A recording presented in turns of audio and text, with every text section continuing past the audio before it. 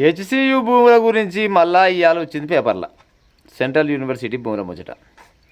Supreme court ఏం చెప్తుందంటే 400 ఎకరాల భూమిలో కన్నేసిరయ్యా మీరంతా మూతవారులు, మర్యాదగా పోయి ఏమేమి చెట్లు కూలగొట్టిరో ఆ చెట్లను మళ్ళా పెట్టే ఉపాయం చేయరు. ఒకవేళ మేము మూతవారిలో మేము చెట్లు పెట్టాం ఏం పెట్టాం, కూలగొట్టడే మా వంతు, నిలబెట్టుడు మా వంతు కాదని అంటే మిమ్మల్ని కొనబోయి చక్కగా జైలు వేసే వంతు మాదని చెప్పింది. ఇక చూడు మరి ఎవరో మూతవాళ్ళు పోతారో మరిగా. నైట్కి నైటే కొనబోయి బుల్డోజర్లు జేసీబీలు పెట్టి 7 కాలి చెట్లని కూలగొట్టి వచ్చిరంటే మరి ఏం ఆపద రావచ్చు. అంటే సెంట్రల్ యూనివర్సిటీ భూమి అంటే జర అలకగా దొరికింది, దీన్ని పని చేద్దాం మరి. మీకంటే ముందుగానే కేసీఆర్ కన్ను కూడా పడ్డది దాని మీద. ఆయననే చిన్నప్పుడు ప్లాన్ చేసి నీకు సగం నాకు సగం అనుకురాయాలి. ఏది కాంట్రాక్ట్ వాళ్ళు అయితేంది లేకపోతే గవర్నమెంట్ వాళ్ళు అయితేంది. కానీ అలా పొత్తు కుదరక పాడైపోయి ఆగరాజు బిడ్డ 4 రోజులు అయినా ప్రభుత్వం నాదే, మళ్ళీ ఆయన చేస్తావు నువ్వే నా కాడికి వస్తుంది అనుకొని అహంకారంతో రేతుల పడితే ఇలా అధికారం పోయింది కాబట్టి ఇంట్లో పోయినాడు. లేకపోతే ఈ టైం కల్లా ఆయన కూడా ఈ పని చేసి పెట్టి కూర్చోడే. కానీ ఇలా కథల పడ పట్టిండు. కానీ సరే ఆయనతో తిరిగి ముచ్చట. ఆయన గతంలో కన్నేసిన ఆయనే. కానీ ఇప్పుడు ఏది మన 1970లో ఇందిరాగాంధీ గారు దగ్గర 2000 ఎకరాల భూమి ఇచ్చింది సెంట్రల్ యూనివర్సిటీకి, అవునా కాదా?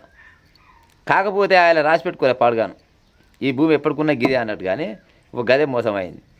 అప్పట్లోనే పంజాబ్కు చెందిన ఒక ఆయన పేరు ఏం పేరు ఉండే వీసీ గురుబక్ష సింగ్ అంట. ఆ చుట్టూ ఆ కాలేజీ ఎంత పెద్దగా ఉందో అంత పెద్దగా చుట్టూ పారు కూడా పెట్టిండట. అప్పట్లోనే దగ్గర ₹1 కోటి అయిందంట.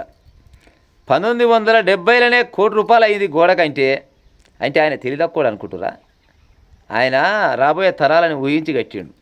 ఎన్నడికున్నా ఇది ధరగల్ల భూములు, ఎప్పటికున్నా ఎక్కరొస్తాయి, దీంట్లో చదువుకోవడానికి ఎక్కరొస్తాయి, అడవికి ఎక్కరొస్తాయి అనే ఉద్దేశంతో ఇక్కడ ఒక కాలేజీ అక్కడ ఒక కాలేజీ కట్టిరు. ఎందుకు రెండో కాడ కట్టలేక కాదు, బార్డర్ లెక్క ఉంటుంది అనే ఉద్దేశంతో. సరే కాలేజీలు ఉన్న కాడ కాలేజీలోనే మీద జాగా మొత్తం ఈ చెట్లు ఆ చెట్లు పెరిగి మంచి అడవి అయింది.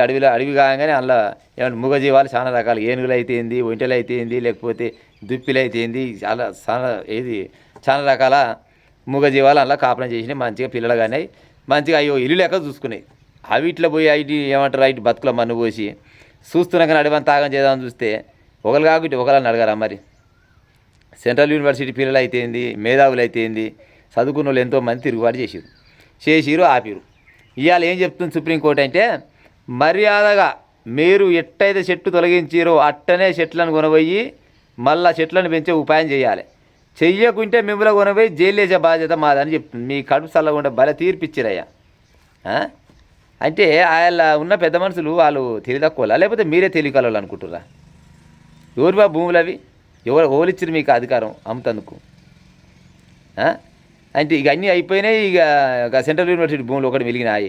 ఏమన్నా అంటే అభివృద్ధి కోసం మేము ఫ్యాక్టరీలు కడతాం. ఎవరికి కావాలి ఫ్యాక్టరీలు? ఎవరికి కావాలి అభివృద్ధి? ఏం అభివృద్ధి చేస్తారు? దానివల్ల సరే ఒక 1000 మంది కాదు 2000 మందికి ఉపాధి దొరుకుతుండొచ్చు. అలా సాఫ్ట్వేర్ ఉద్యోగాలు సంపాదించవచ్చు, స్వీపర్ ఉద్యోగాలు సంపాదించవచ్చు, అది ఓకే. కానీ మరి పర్యావరణం ఎంత నాశనం అవుతుంది అయ్యేది మర్చిపోయిరా?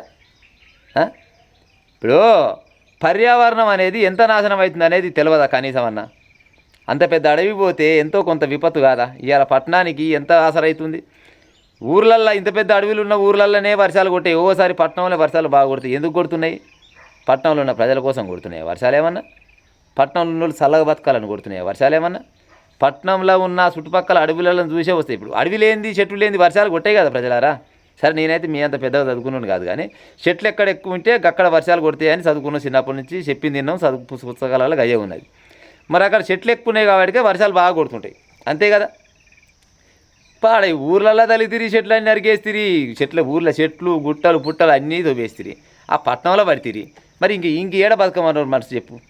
మనుషులు ఏడ బతారు ఇక? అందుకోసమని సుప్రీంకోర్టులు చెప్పారు మర్యాదగా పోయి మీరు కూలగొట్టే చెట్లు మొత్తం నాటితేనే నాటిరు, లేకపోతే బిడ్డ ఒక్కొక్కరిని కొనవై లోపడేస్తామని చెప్పారు. ఆ ఫస్టే లోపడేయవలసిండే అసలు కాలు. ఇంకా వీళ్ళకి అవకాశం ఇచ్చేదానికన్నా ఫస్టే లోపడేసి మీరు ఏమెక్కడ కూలగొట్టిరా భయ అని అడగవలసిండే.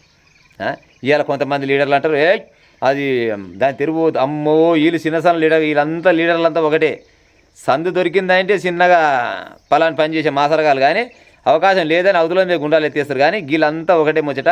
ఇక ఆ సెంట్రల్ యూనివర్సిటీ భూములు కాపాడుకోవాలంటే కేవలం ప్రజల చేతిలో ఉన్నది, లేకపోతే చదువుకున్న పిల్లల చేతుల్లో ఉన్నది. పొరపాటున కూడా సెంట్రల్ యూనివర్సిటీ భూముల తెరువు పోయిరు అనుకో, ఏ ప్రభుత్వం అయినా రేపు ఇంకేదైనా ప్రభుత్వం వచ్చినా కానీ మీకు మాత్రం తగిన గుణపాఠం చెప్పేది అయితే ఇది పక్కా. ఇక ఉంటా.